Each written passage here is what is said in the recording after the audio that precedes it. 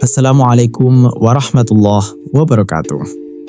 Selamat datang di cerita dari mereka. Tidak semua uang datang dengan cara yang bersih. Ada yang cepat, terlalu cepat, hingga kita lupa bahwa setiap jalan pintas selalu punya harga. Malam ini, kita akan mendengar sebuah kisah nyata tentang seorang pria yang hanya ingin keluar dari hutang, tapi justru terjerumus ke dalam sesuatu yang tidak seharusnya disentuh. Sesuatu yang dimulai dari aplikasi dan berakhir di tempat yang penuh perjanjian kelam. Inilah gegara judul Terjerumus Pesugihan.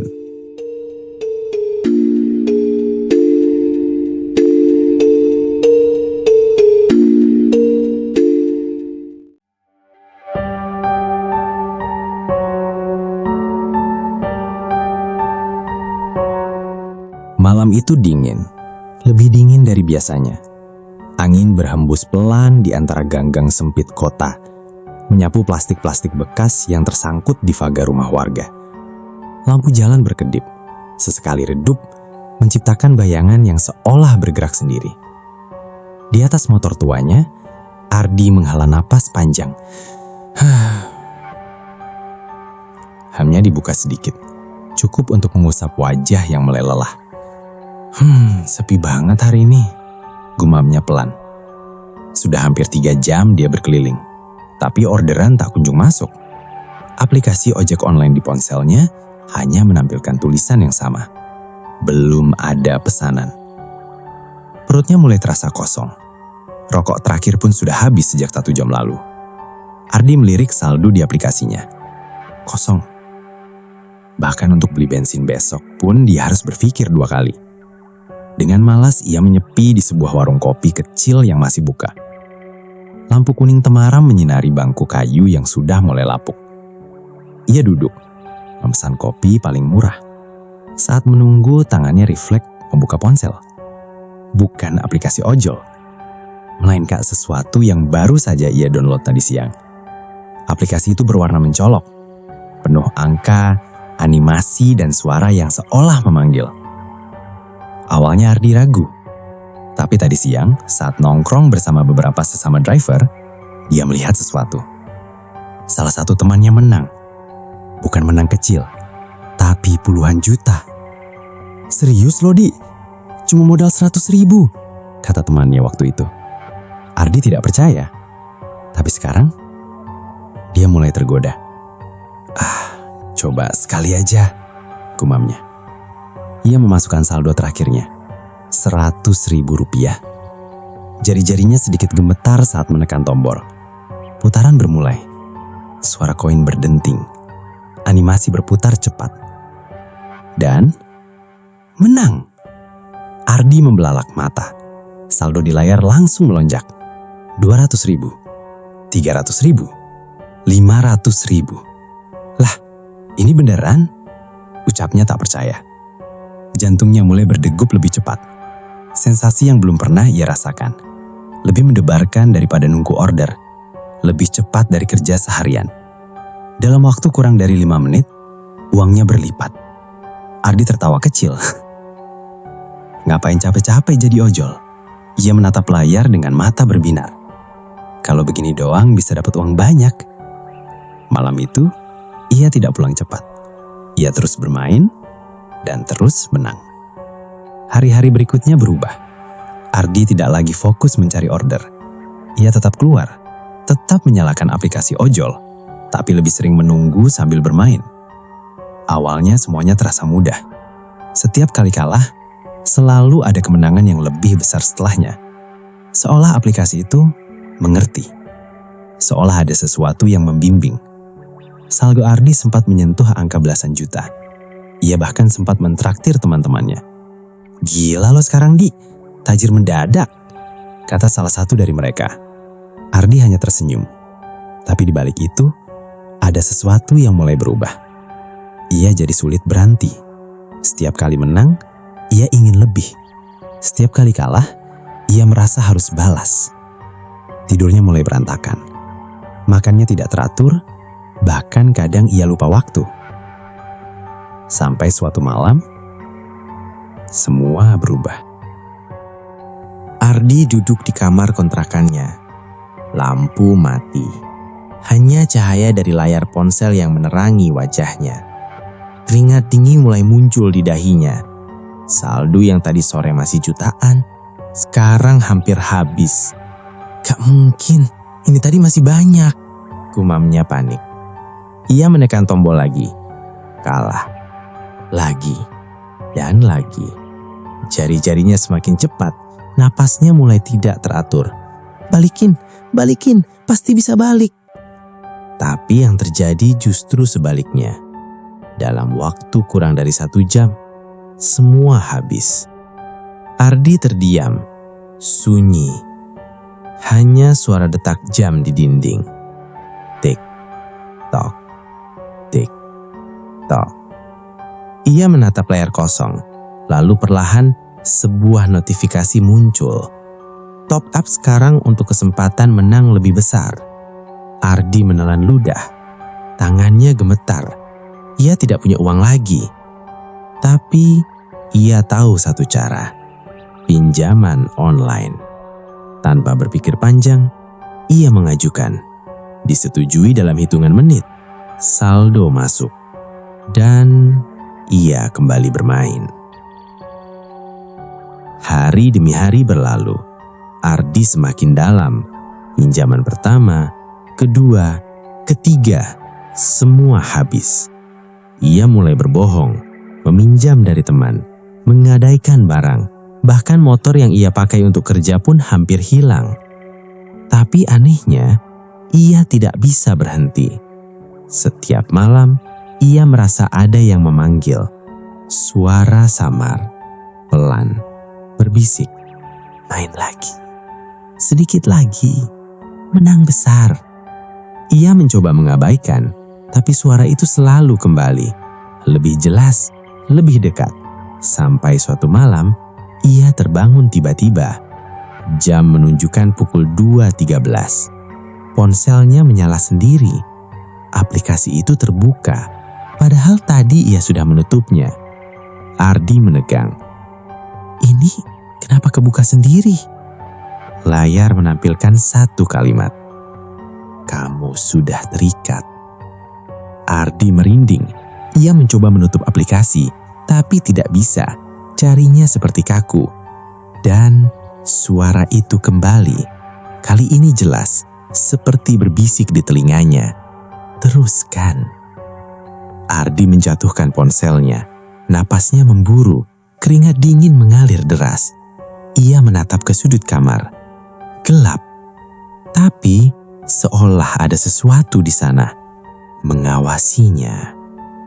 Keesokan harinya, Ardi duduk lemas di pangkalan ojol. Wajahnya pucat, matanya cekung, seperti tidak tidur berhari-hari. Hendra, temannya sesama driver, memperhatikannya. Lo kenapa, Di? Kayak mayat hidup gitu. Ardi diam. Lalu pelan ia bercerita. Semua tentang aplikasi itu, tentang hutang, tentang suara-suara aneh. Hendra tidak langsung menjawab. Ia hanya menghisap rokoknya dalam-dalam, lalu berkata pelan. Kalau udah sejauh itu, ia menatap Ardi tajam. Ada satu cara. Ardi mengangkat kepala. Cara apa? Hendra tersenyum tipis, tapi senyumnya tidak menenangkan. Gunung Kemukus. Angin tiba-tiba berhembus kencang, seolah membawa sesuatu yang tidak seharusnya diusik. Malam semakin larut. Ketika Ardi dan Hendra memacu motor mereka keluar dari kota. Lampu-lampu jalan perlahan menghilang, digantikan oleh kegelapan yang pekat. Hanya suara mesin motor dan angin malam yang menemani perjalanan mereka. Ardi duduk di belakang, pikirannya penuh. Lo yakin ini jalan yang benar, Ndra? Tanyanya pelan. Hendra tidak langsung menjawab. Ia hanya mengangguk. Matanya fokus ke depan. Udah banyak yang kesana dan balik dengan kantong penuh, jawabnya akhirnya.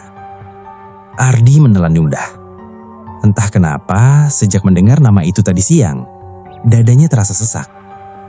Gunung Kemukus, tempat yang sering ia dengar, tapi selalu diiringi cerita aneh. Cerita tentang ritual, tentang pesugihan, tentang sesuatu yang harus dibayar. Motor mereka terus melaju, meninggalkan jalan besar dan masuk ke jalur yang lebih sempit. Aspal berubah menjadi tanah. Gelap semakin dalam. Hanya sesekali terlihat lampu-lampu dari rumah-rumah warga yang jaraknya berjauhan. Dan semakin jauh mereka masuk, semakin sunyi.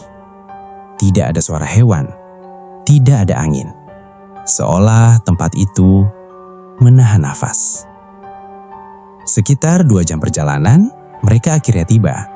Sebuah gerbang sederhana berdiri di depan mereka. Catnya sudah pudar. Tulisan di atasnya hampir tak terbaca. Hendra mematikan mesin. Turun, katanya singkat. Ardi turun perlahan.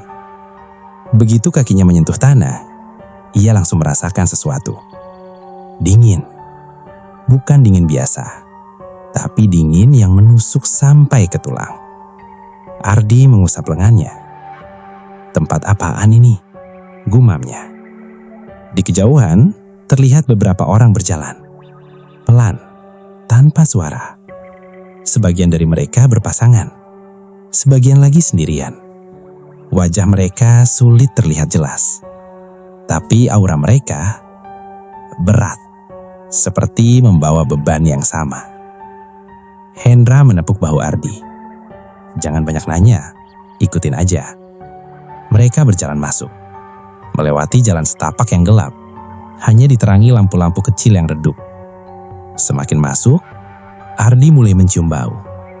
Campuran antara dupa, tanah basah, dan sesuatu yang amis. Ia menahan nafas. Hendra, ini bau apa sih? Hendra hanya menjawab pelan.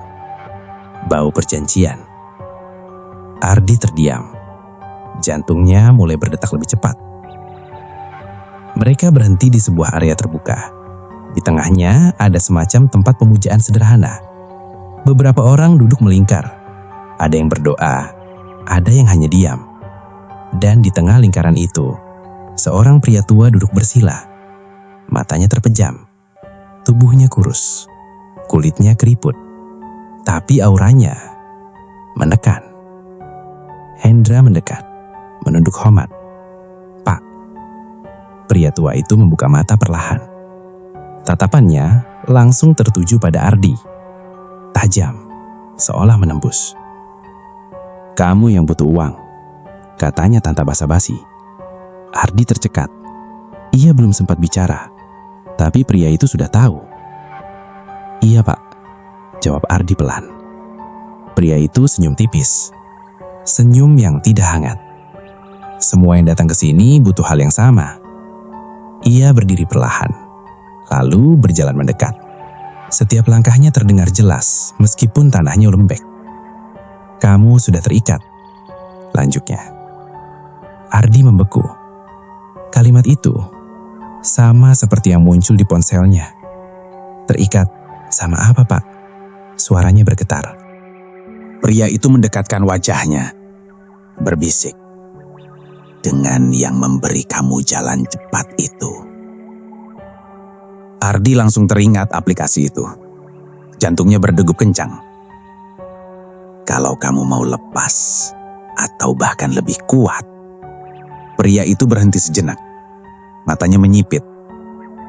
Ada harga yang harus kamu bayar. Hendra menepuk bahu Ardi. Pelan, seolah memberi tanda untuk menyetujui. Ardi ragu, tapi bayangan hutangnya lebih menakutkan. Apa yang harus saya lakukan? Tanyanya. Pria tua itu menunjuk ke arah gelap di balik pohonan. Di sana. Ardi mengikuti arah jari itu. gelap, pekat, seperti tidak ada ujungnya. Kamu akan melakukan ritual. Sendiri? Pria itu menggeleng. Tidak. Ia tersenyum lagi. Kamu akan ditemani. Tak lama kemudian, seorang perempuan datang. Langkahnya pelan, wajahnya tertunduk. Rambutnya panjang menutupi sebagian wajah. Ia memakai pakaian sederhana, tapi ada sesuatu yang aneh. Cara jalannya, seperti tidak menyentuh tanah sepenuhnya. Hardi merinding. Itu pasangan ritualmu, kata pria tua itu. Ardi menatap Hendra, seolah meminta jawaban. Hendra hanya mengangguk. Gue juga dulu begitu, katanya pelan. Dan berhasil. Hardi menelan ludah. Ia tahu ini salah. Ia tahu ini tidak wajar. Tapi pikirannya sudah kacau. Ia hanya ingin satu hal. Uang dan kebebasan dari hutang. Malam semakin gelap. Ardi dan perempuan itu berjalan menuju area yang lebih dalam. Hanya mereka berdua. Tidak ada suara lain. Tidak ada orang lain. Hanya langkah kaki mereka dan nafas Ardi yang semakin berat. Namamu siapa? Tanya Ardi pelan. Perempuan itu tidak menjawab. Ia hanya terus berjalan. Sampai akhirnya mereka tiba di sebuah tempat terbuka kecil. Di sana udara terasa lebih dingin dan lebih berat.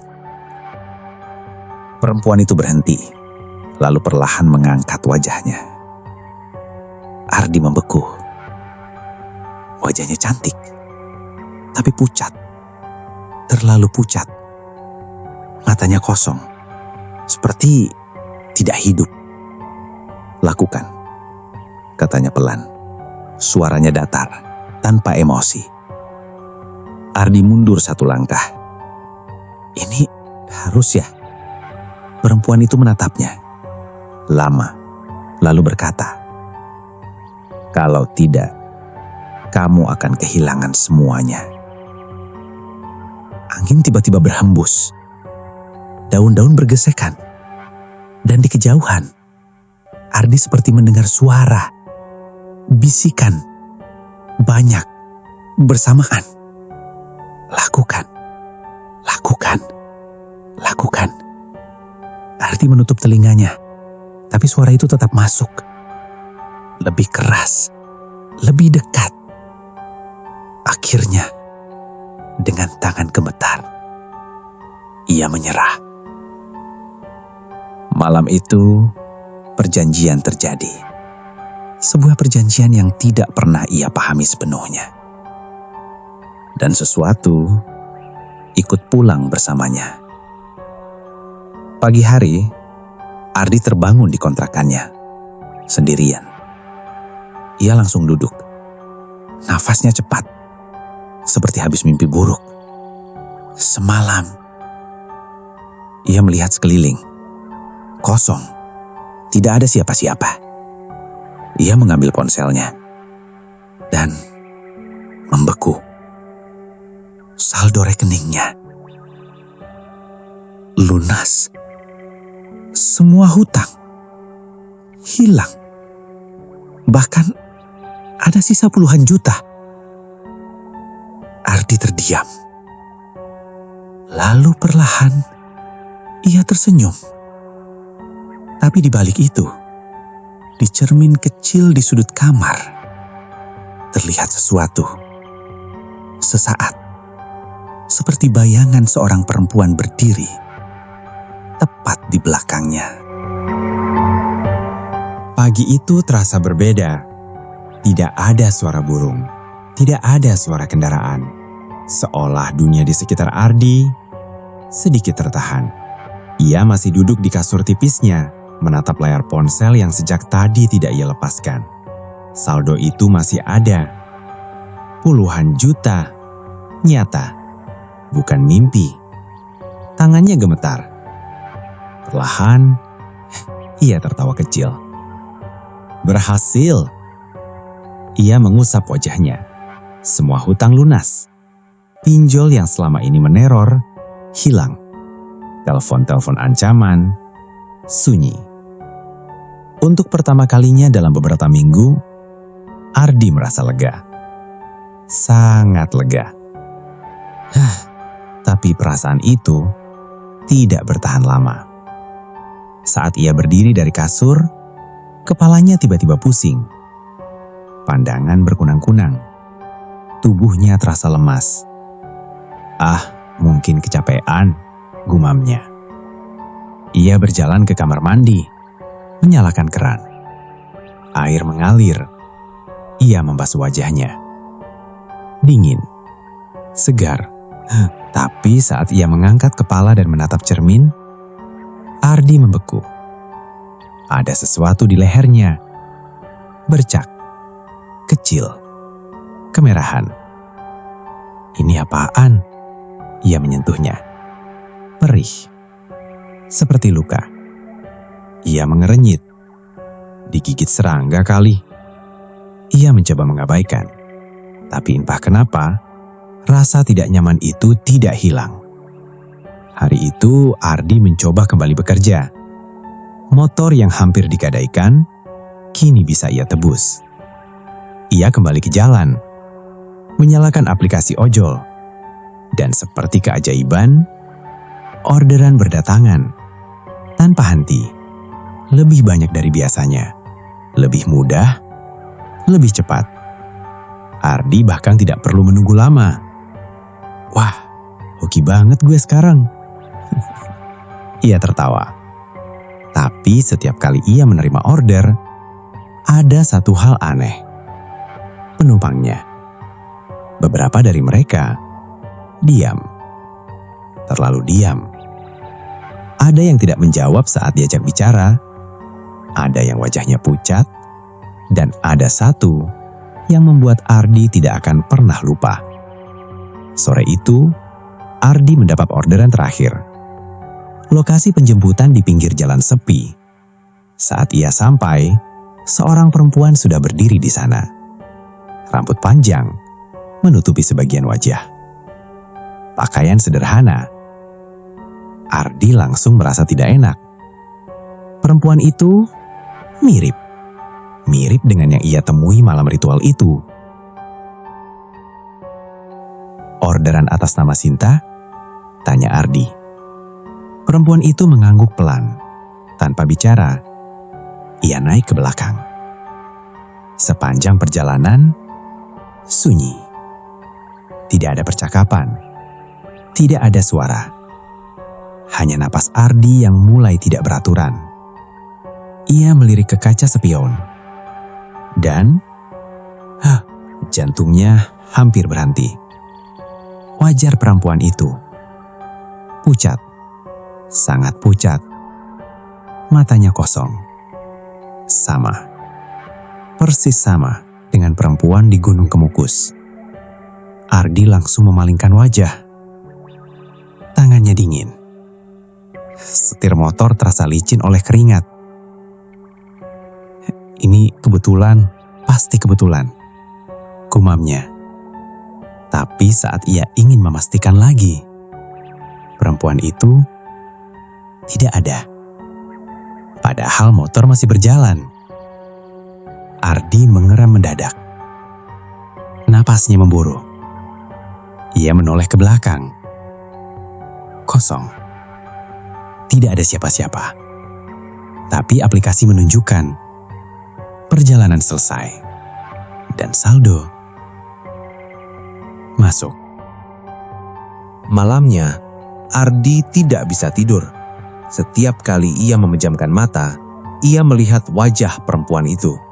Diam, menatap, tanpa ekspresi. Ia membuka mata, gelap. Tapi ia merasa tidak sendirian. Jam menunjukkan pukul 1.47. Ardi duduk di kasur. Keringat dingin membasahi tubuhnya. Tiba-tiba, ponselnya menyala.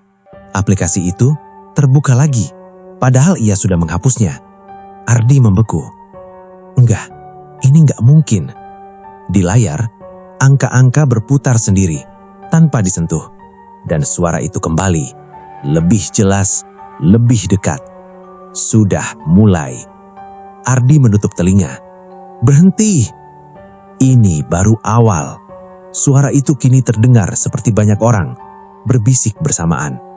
Bayaran, bayaran, bayaran. Ardi berteriak, diam! Tapi suara itu justru tertawa. Pelan menggema di dalam kepalanya. Keesokan harinya, kondisi Ardi semakin buruk. Bercak di lehernya bertambah. Kini muncul di lengan dan dada. Rasa perihnya semakin kuat, seperti terbakar. Ia mencoba menutupinya dengan jaket, tapi tubuhnya mulai lemah. Setiap langkahnya terasa berat. Ia kembali menemui Hendra dengan wajah panik. "Drah, ini kenapa gue?" Hendra melihat bercak-bercak itu, wajahnya langsung berubah. "Serius? Udah mulai ya?" katanya pelan. "Mulai apaan?" Ardi hampir berteriak. Hendra menarik napas panjang. "Gue udah bilang, ada harga yang harus dibayar." "Ini bukan harga, ini penyakit," kata Ardi. Hendra menatapnya lama, lalu berkata, "Kadang dua-duanya." Ardi terdiam, dadanya terasa sesak. "Lo dulu juga gini?" tanyanya. Hendra tidak langsung menjawab. Ia hanya mengalihkan pandangan, dan itu sudah cukup jadi jawaban. Hari demi hari, kondisi Ardi semakin parah. Tubuhnya melemah, luka-luka itu semakin banyak, dan yang paling mengerikan, gangguan itu tidak berhenti. Ia mulai melihat bayangan di sudut ruangan, mendengar langkah kaki di malam hari, dan setiap kali ia bercermin, kadang bayangan perempuan itu muncul di belakangnya, selalu diam, selalu menatap. Suatu malam, Ardi akhirnya tidak tahan. Ia berteriak, menangis. "Gue mau berhenti, gue gak mau lagi." Ia menghancurkan ponselnya, melemparkannya ke lantai, berkali-kali, sampai layar pecah, sampai mati total. Ia terengah-engah, menatap puing-puing itu, berharap semua selesai. Tapi, lampu tiba-tiba mati, gelap, total. Dan di kegelapan itu, sebuah suara terdengar tepat di belakangnya, sangat dekat, berbisik, "Kamu tidak bisa berhenti." Napas Ardi terhenti, tubuhnya kaku. Perlahan, ia merasakan sesuatu, dingin, menyentuh bahunya, seperti tangan. Ia ingin berteriak, tapi tidak bisa, dan suara itu melanjutkan, "Perjanjian sudah terjadi. Sekarang, kamu milik kami." Hujan turun deras malam itu. Bukan sekedar hujan biasa. Airnya jatuh dengan suara keras, seperti ribuan benda kecil menghantam atap seng kontrakan Ardi tanpa henti. Tapi yang membuat malam itu terasa berbeda, bukan hujannya, melainkan bau. Bau yang menyebar perlahan di dalam kamar. Busuk, amis, seperti daging yang sudah lama membusuk. Ardi terbangun dengan napas tersengal-sengal. Dadanya naik turun cepat. Tubuhnya basah, tapi bukan karena keringat, melainkan cairan. Lengket, berbau. Ia menunduk, dan seketika ia membeku. Kulitnya mengelupas. Luka-luka yang kemarin hanya bercak kecil, kini terbuka, basah, menganga, seperti sesuatu dari dalam mencoba keluar. Apa ini apa?" Suaranya pecah. Ia merangkak mundur dari kasur. Tangannya gemetar hebat. Setiap gerakan terasa seperti disayat dari dalam. Dan saat ia mencoba berdiri, kakinya tidak kuat. Ia jatuh. Tubuhnya menghantam lantai dengan suara pelan. Lampu tiba-tiba berkedip. Sekali, dua kali, lalu mati. Gelap, total. Hanya suara hujan dan napas Ardi yang tersisa. Tapi kemudian, ada suara lain. Pelan, basah. Seperti sesuatu bergerak di lantai. Ardi menahan napas. Matanya berusaha menembus gelap. Dan perlahan, ia melihatnya. Siluet di sudut kamar. Merangkak. Mendekat. Gerakannya tidak wajar. Seperti tubuh yang patah tapi tetap dipaksa bergerak. Siapa itu?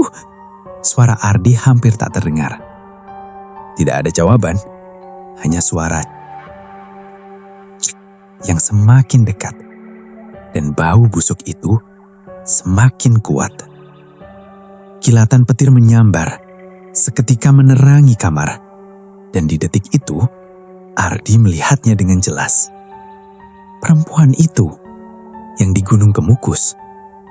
Kulitnya rusak, wajahnya pucat tapi kini retak.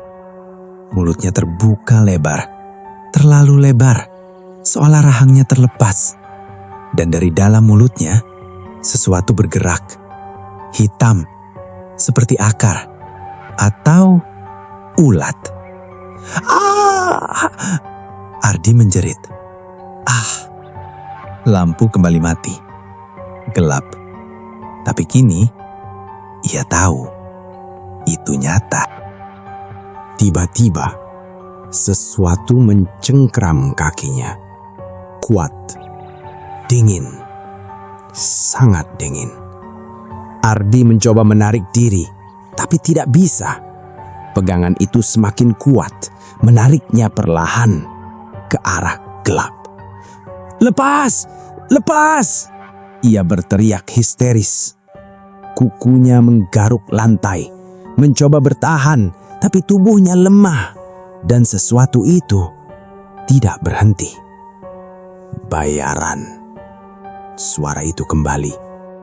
Dekat. Sangat dekat. Bayaran. Kini bukan satu suara, tapi banyak. Bersamaan dari segala arah. Ardi menutup telinganya, tapi suara itu datang dari dalam kepalanya. Lampu tiba-tiba menyala. Ardi tergeletak di tengah kamar. Sendirian. Tidak ada siapapun. Pegangan di kakinya hilang. Siluet itu juga hilang. Hanya hujan yang tersisa dan bau busuk yang kini melekat di tubuhnya. Ardi tertawa. Pelan, lalu semakin keras. Ini mimpi, ini pasti mimpi. Ia bangkit, terhuyung, berjalan ke cermin, dan saat ia melihat pantulannya, tawanya langsung berhenti. Yang ia lihat bukan dirinya, melainkan sesuatu yang berdiri di belakangnya. Dekat, sangat dekat. Perempuan itu tersenyum, tapi bukan senyum manusia. Senyumnya robek, melebar sampai ke pipi, dan matanya menatap langsung ke Ardi lewat cermin. Perlahan, perempuan itu mengangkat tangan dan menyentuh bahu Ardi. Di cermin terlihat jelas, tapi di dunia nyata, Ardi tidak merasakan sentuhan apapun. Dan itu jauh lebih menakutkan. Sudah waktunya, bisiknya. Ardi ingin lari, tapi kakinya tidak bergerak. Tubuhnya kaku, seolah bukan miliknya lagi. Dan perlahan, ia merasakan sesuatu di dalam tubuhnya bergerak dari dada naik ke leher. Seperti ada yang merayap dari dalam. Ardi jatuh. Tubuhnya kejang, mulutnya terbuka. Dan dari tenggorokannya terdengar suara. Bukan suaranya. Suara lain, serak, basah. Dia milik kami. Pagi hari, hujan berhenti. Sunyi. Beberapa warga mulai berkumpul di depan kontrakan Ardi. Pintu terbuka dan bau menusuk keluar. Salah satu warga menutup hidungnya, Bau apa ini? Mereka masuk perlahan, dan apa yang mereka lihat membuat semuanya membeku. Ardi tergeletak di lantai. Tubuhnya kurus, kulitnya rusak, luka di mana-mana. Matanya terbuka, menatap kosong ke langit-langit. Tapi yang paling mengerikan, mulutnya terbuka, dan di dalamnya ada sesuatu hitam, kecil, bergerak. Tiba-tiba, Ardi bergerak sedikit. Warga mundur, ketakutan, dan dari mulutnya keluar suara. Pelang, nyaris tak terdengar. Belum selesai. Di sudut ruangan, tak ada yang menyadari. Seorang perempuan berdiri, diam, menatap, dan perlahan tersenyum. Pagi itu tidak ada hujan. Langit cerah. Bertolak belakang dengan apa yang terjadi di dalam kontrakan kecil Ardi. Ambulans datang tanpa sirina. Petugas masuk dengan wajah tegang. Warga hanya bisa berdiri di luar, berbisik-bisik, mencoba menebak apa yang sebenarnya terjadi. Ardi masih hidup, tapi kondisinya nyaris tidak bisa dikenali. Tubuhnya lemah, kurus. Luka-luka yang kemarin terlihat mengerikan, kini tampak lebih diam. Seolah bukan lagi sesuatu yang aktif menyerang, tapi sisa dari sesuatu yang sudah merusak dari dalam. Matanya terbuka, kosong, namun masih sadar. Masih bisa melihat, masih bisa merasakan. Dan mungkin itu yang paling menyiksa. Di dalam ambulans, Ardi hanya menatap langit-langit. Napasnya pendek. Setiap tarikan terasa berat. Seorang petugas mencoba mengajaknya bicara. "Mas, dengar saya? Mas Ardi?" Tidak ada jawaban. Hanya kedipan kecil. Air mata perlahan keluar dari sudut matanya. Rumah sakit. Putih, bersih, sunyi, berbanding terbalik dengan semua yang sudah ia lalui. Dokter dan perawat bergerak cepat.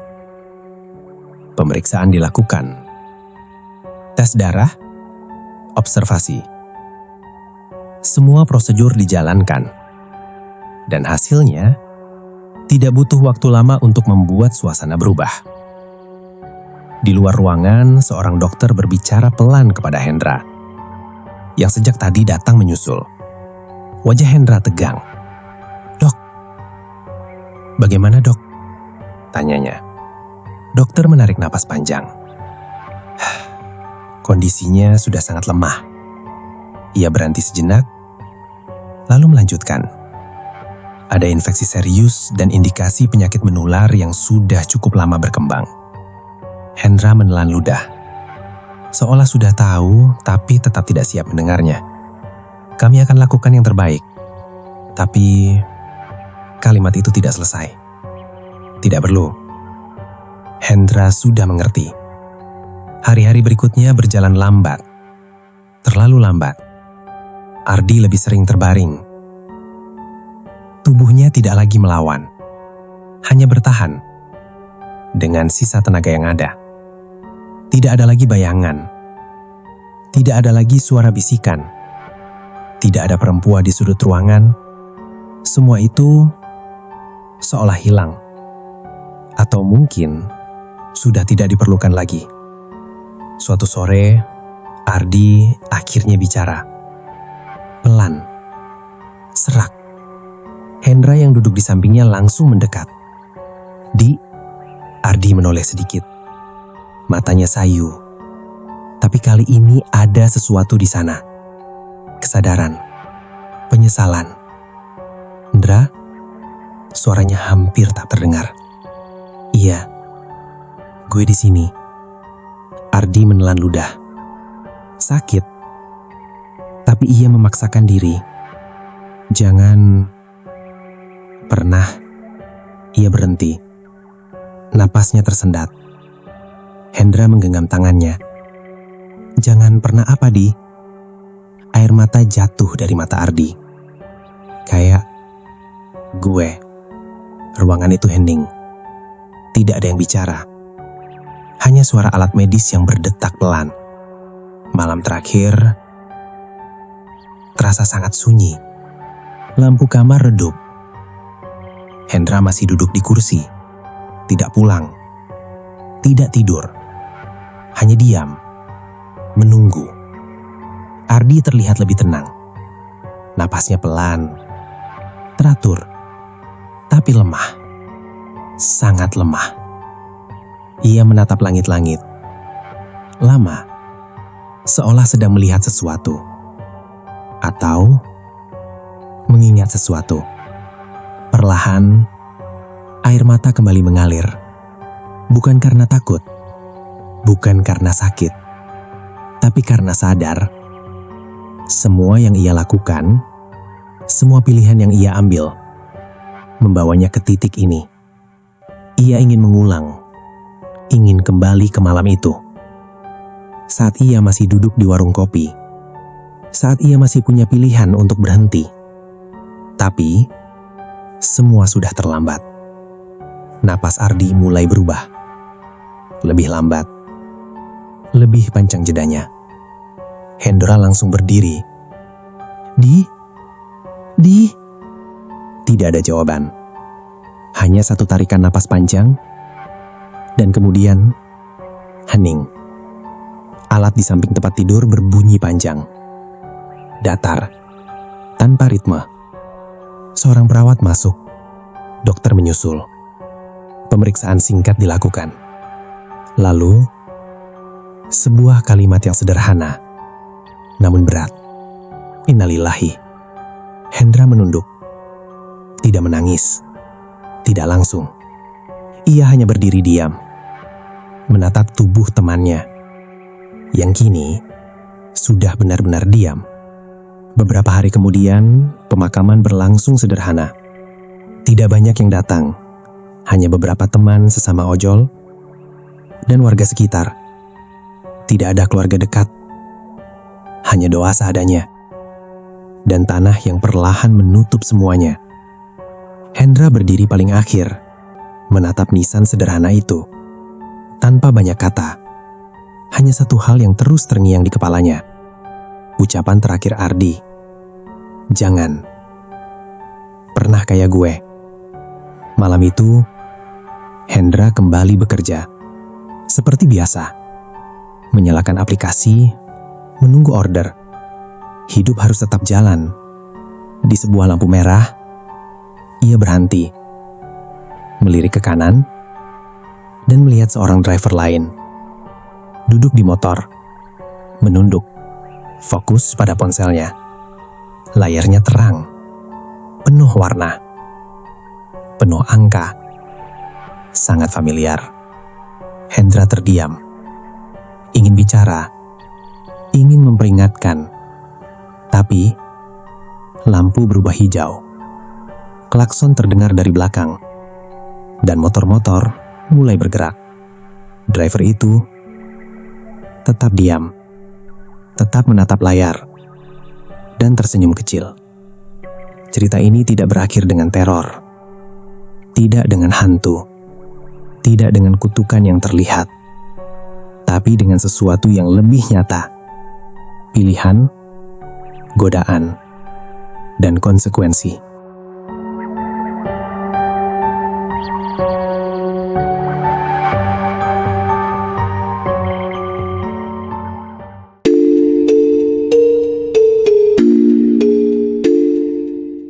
Kadang, yang menghancurkan hidup kita bukanlah hal besar, tapi keputusan kecil yang kita anggap sepele.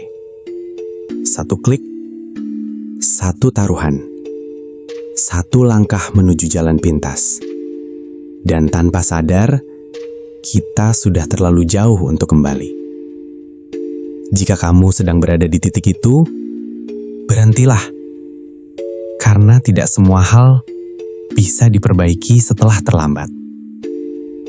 Dan ingat, tidak semua yang memberi datang tanpa meminta. Terima kasih sudah mendengarkan cerita dari mereka. Jangan lupa subscribe, like, dan bagikan. Karena semakin banyak yang mendengar, semakin banyak yang tahu bahwa mereka benar-benar ada. Wassalamualaikum warahmatullahi wabarakatuh.